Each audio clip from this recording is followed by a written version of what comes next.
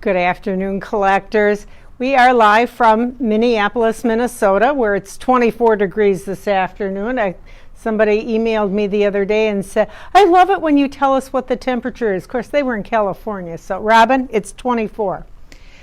We said last time we were going to give you a little tour of our Halloween display. It had been a little bit picked apart because we needed some of the samples for some of the other shows, but it's back together. And Nate is going to take us through a little look at our Halloween display. So if you want to come in a little closer, and I'll point out a few of the pieces here.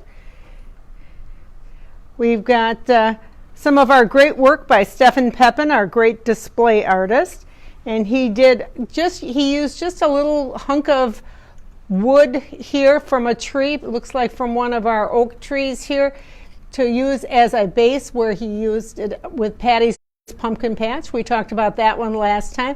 And he made a complete little vignette using some of our pieces from the Mistletoe Farm and some of the other little accessories, including a cute little Labrador Retriever there in the foreground. And you can see it's all set up for fall because it's on a green base with leaves. This accessory, this is Patty and her little helper there, that does come with the Halloween, or does come with Patty's Pumpkin Patch.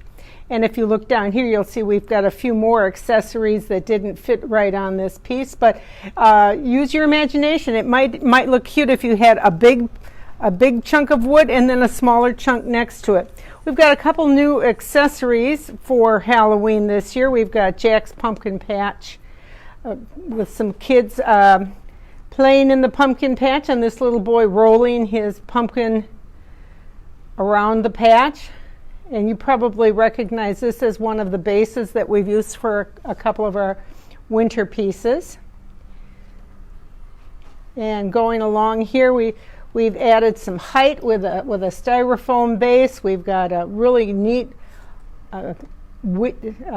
spooky gate, and you can have this either open or closed, whatever your preference would be. This would be great in front of one of the spooky houses, or you could use it in front of a cemetery. Love this new accessory back here. I don't remember what it's called, but it's a kind of a spooky hands-on tree with something coming out of the base, some kind of a creature. We got some cats on a fence. You know how they like to howl at night. We've got another cute little Halloween display here. That's a nice little animated set that we've added. I'll talk a little bit more about a couple of these pieces in just a few minutes. This is a really cute one with an animated piece with a little boy dressed as a bat, and he is flying his bat kite. On the second level, we have all of the Day of the Dead pieces.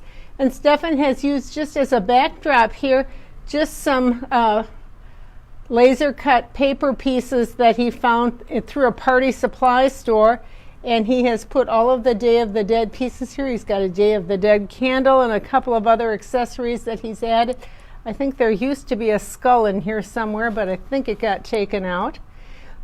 We're also using this really nice simple background piece that we added last year, which everyone was very excited about. And this piece we'll talk about, and this piece we'll talk about. These are both the two new Silver Series pieces. Up on the third shelf, we've got the Witch's Hollow. So everything that's current for Witch's Hollow is up here on this level. And Stefan did a really nice job using pieces of the wrought iron fencing just right on the edge here. He didn't have a whole lot of space. These shelves are not very deep, but he made things really kind of come alive and almost coming off the front of the display. So very nice job here. And then we've got some of the accessories and some of our nice Twinkle Bright trees up on the top level. So we promised you a look at our Halloween display for this year. And things will change a little bit mid-year when we've got some new pieces to be added. Okay.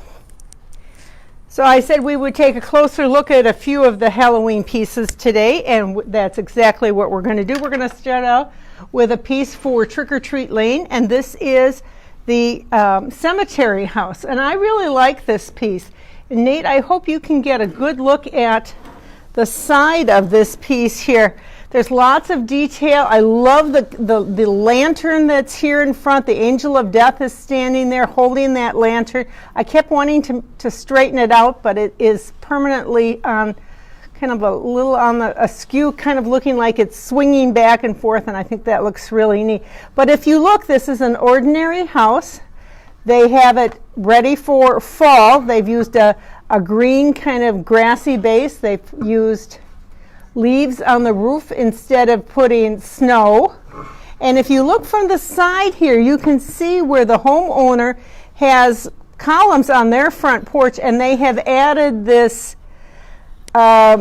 Spooky Woods Cemetery sign that they maybe they carved it out of styrofoam like a lot of our collectors do, and a lot of these artificial tombstones, I'm sure they carved out of styrofoam just to add in the front yard. I think they've really done a nice job here. I think I'd vote for them as being the #1 house this year. And you can see on the side here, you can see the columns from their regular house and then how they've added their decorations in front. And I thought that Scott really thought a lot about that when he did the design on this piece. And you can see the leaves.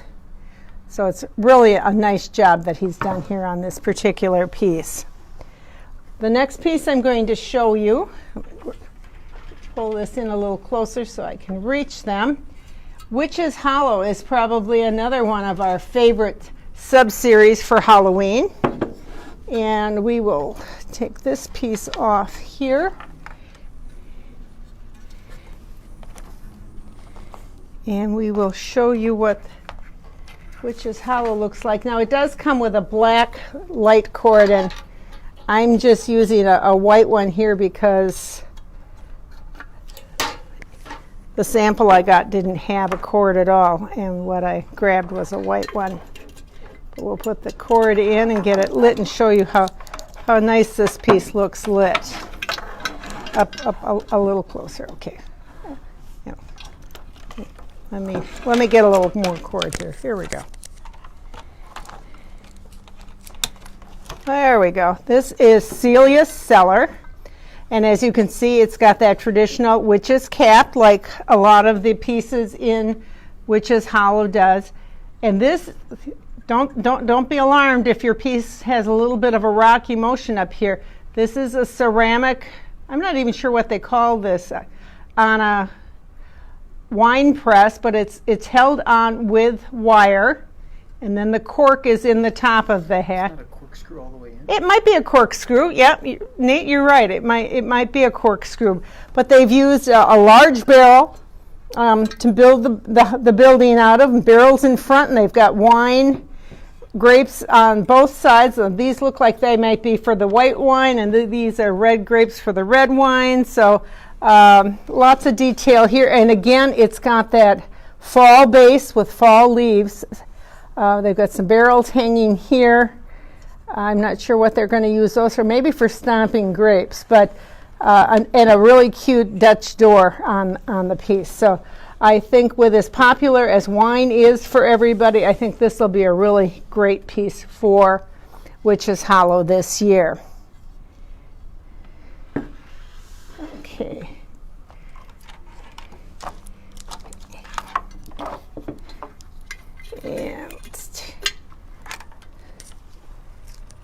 And now we've got the next one I want to show you is this animated piece here. You might have seen it a little bit in the display. This is called Midnight Fright Light. Say that fast 3 times.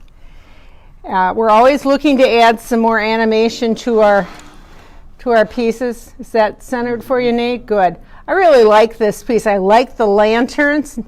Scott did a lot with lanterns this year. He did it on the cemetery house, and now he's got these big lanterns. These are LED lit lanterns. The head of the angry pumpkin goes around and around, and there's multiple pumpkins with kind of gory looking faces on it. And again, it's on a fall base, so it's got leaves on it. even though we could probably get away with snow in some areas on Halloween pieces, because here in Minnesota we've had snow on Halloween. But I think this is a really nice piece, and it's tall. It's almost 11 inches tall, so it is a great piece to have.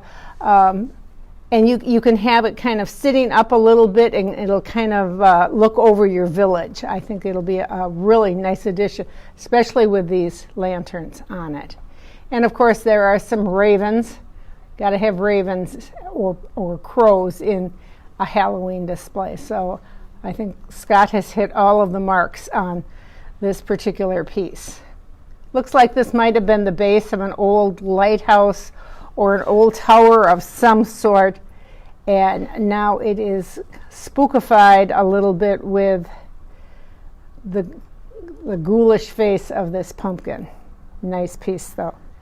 So we hadn't had a whole lot of animation in the Snow Village Halloween, and we keep adding more and more each year. I think we look for more ideas from you. And now I'm going to talk a little bit about our newest sub-series in Halloween, and that is the Day of the Dead. We introduced Day of the Dead last year. This is a big piece, and I think it's a really nice piece. You might want to move it back just a little bit. Move it back a little bit? Okay. That's good, that's good. Okay. Because we wanted to show up really good. Good Spanish architecture. And let me get the light inside here so you get a better handle of what this piece looks like. This is a holiday that is celebrated between Halloween, October 31st, and November 2nd, and it's a day, especially down in Mexico, where they honor the dead, the people who have passed on before them. Again, it is done with the fall base, with the leaves, and you can see there's a Spanish tiled roof. Can you see that? And there are leaves then on the roof instead of our signature snow. I love the turn it to the side, very good. There we go. I like the bells in the bell tower, and it has an added on cross at the top. So it is a substantial piece, and this one stands at least 11 inches tall as well. And you know, there is detail all the way around this piece. The light comes through the windows really nicely, and then the flowers in the front, I think, really add to this piece.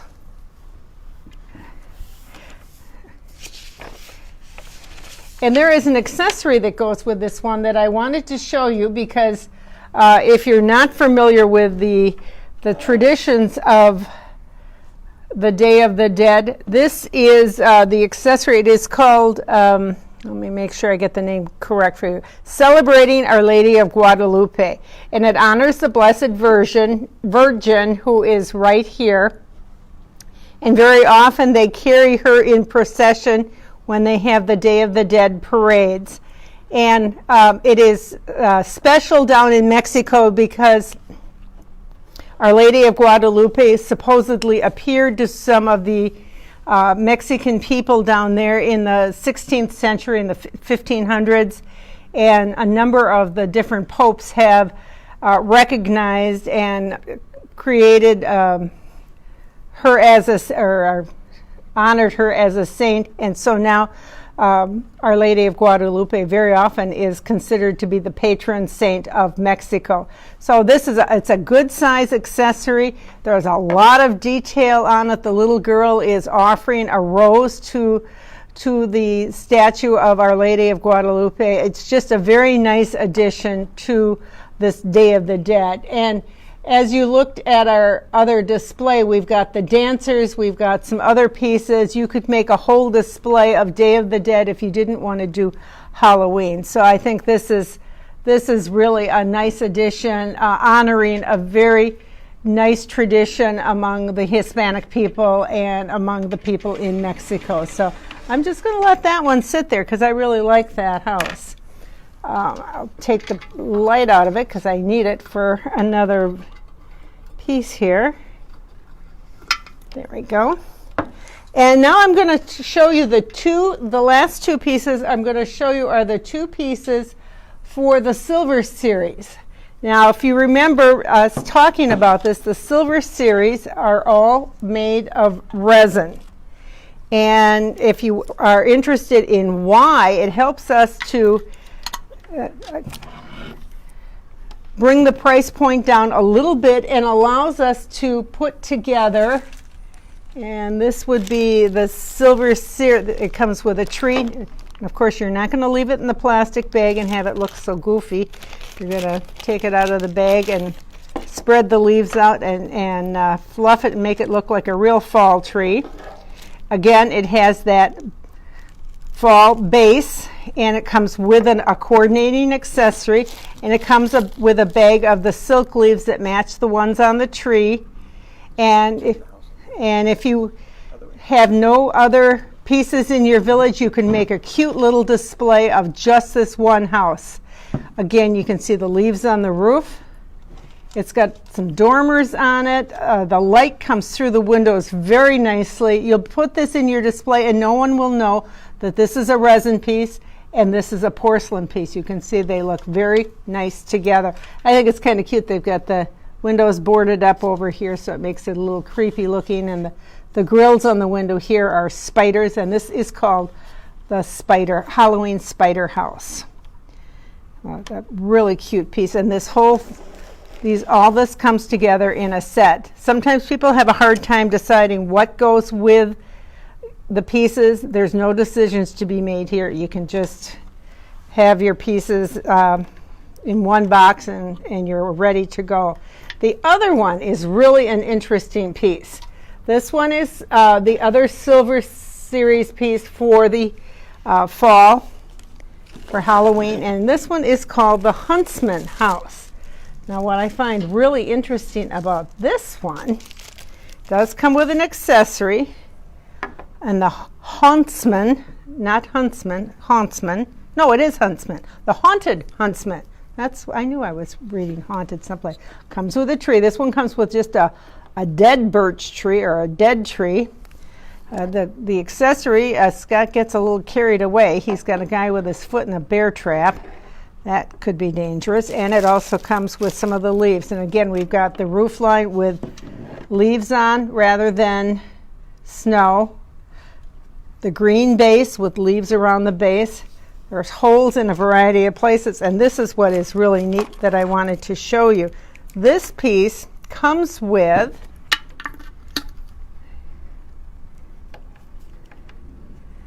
a red bulb. And this is a 120 volt bulb, and see how that looks. That's kind of spooky looking. And how different it will look if you take the red bulb out. We didn't see the front. Can you show us the front? Should we show the front a little better? Okay. Oh, that's right. I'm on the side here with it. I'm sorry. Yep, here's the front of the house. Okay, there we go. There's the front of the house. I'm kind of liking this hole that's in the roof back here. I don't think I want my bedroom to be back there.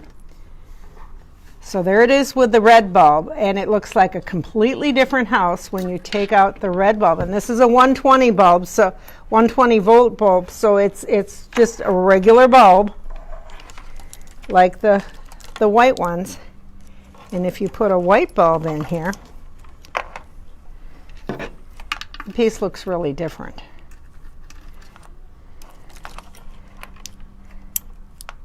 Well, The bulb in. did I loosen it? Oh. Just tighten it up a little bit. There, now try to flip it back on the switch. There we go. Okay. You practice these things and they still don't know it. See what a difference the color bulb makes? Which one do you like better? I don't know. I don't know that I prefer one over the other. All I can say is the house really, really looks different. This maybe is not as spooky looking with the white bulb in there. So maybe the red bulb would be a nice addition for more than one house. So I think that's kind of an interesting way to go. But this one comes with a black cord and the red 120 volt bulb. We will have these available for sale if you're interested in getting these bulbs for other pieces. This is just like the old-fashioned C7 bulbs that you used to use on your Christmas tree, the great big bulbs. So that's what that one will be. That's all we're going to have for today. Next podcast will be March 12th at 4 p.m. Central Time. If you've got questions or comments, please let us know, because we'd be more than happy to answer your questions, and let us know what you'd like us to cover on our next podcast on March 12th. Until then, we'll see you.